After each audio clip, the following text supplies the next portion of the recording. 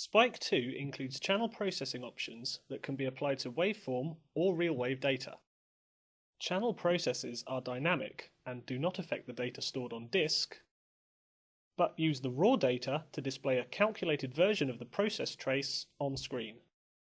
In these examples, I have duplicated the channels and displayed the processed versions in red for comparison with the raw data in green. Some common uses for channel processes include the conditioning of data to more reliably detect and analyze features of interest, such as area under the curve for EMG, or EPSP peak times. Other channel processes can aid artifact removal, as in this processed intracellular recording. In this tutorial, we will take a closer look at some of these process options.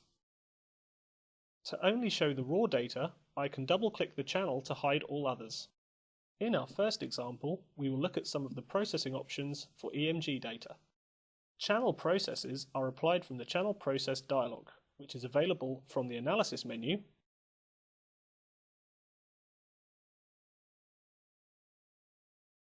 or by right-clicking on the channel. The channel you want to process and the processes to apply are selected from the drop-down lists in the dialog. Use Add to add a new process to the end of the list. Rectify sets all negative values to positive values of the same level. It is possible to apply multiple channel processes to a data channel. For example, rectification followed by a smooth process, which applies a moving average filter to the data. This preserves the area under the curve. The list shows the processes that will be applied in order. Many of the processes, like smooth, use arguments such as a time value. Points within the time range either side of each data point are used to calculate the process trace. Argument settings for the selected process can be changed here. Apply applies the current processes and updated argument settings to the selected data. Delete removes the selected process. The Clear button removes all processes from the channel, reverting back to the raw data.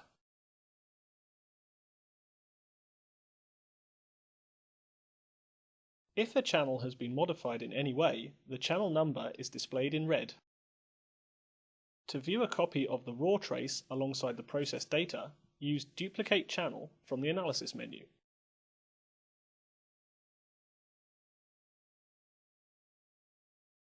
Channel processes are unique to individual channels and are not copied with any duplicates.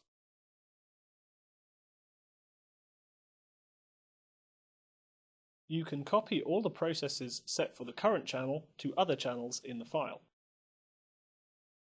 Select the target channels by clicking their channel numbers, usually on the left edge of the time view, and click the Copy button.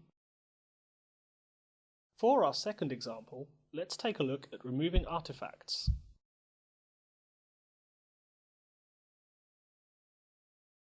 If your data has occasional points with large errors, like the spike artifacts in this intracellular recording,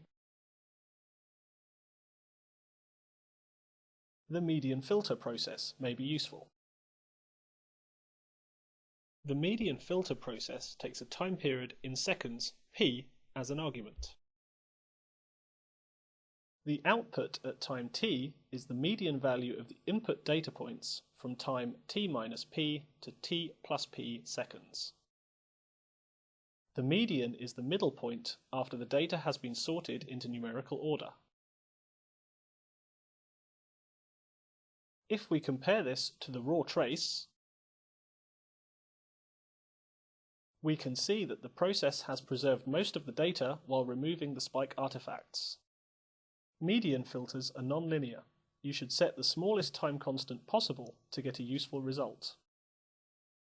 Our third example will look at how channel processing can improve detectability of peaks. In this example, the EPSPs are difficult to detect because of the oscillation of the baseline membrane voltage. Let's access the Channel Process dialog by right-clicking on the channel and select Slope from the drop-down process list and click the Add button. The slope process changes the channel scale. Double-click on the y-axis and click Optimize to show the process data. Slope uses one argument, a time period in seconds.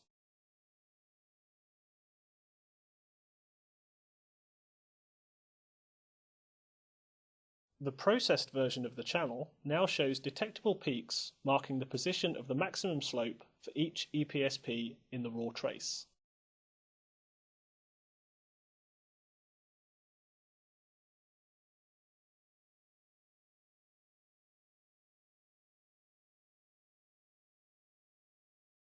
Many other channel processes are available. DC Remove removes baseline drift. Time Shift moves data forwards or backwards on the x-axis.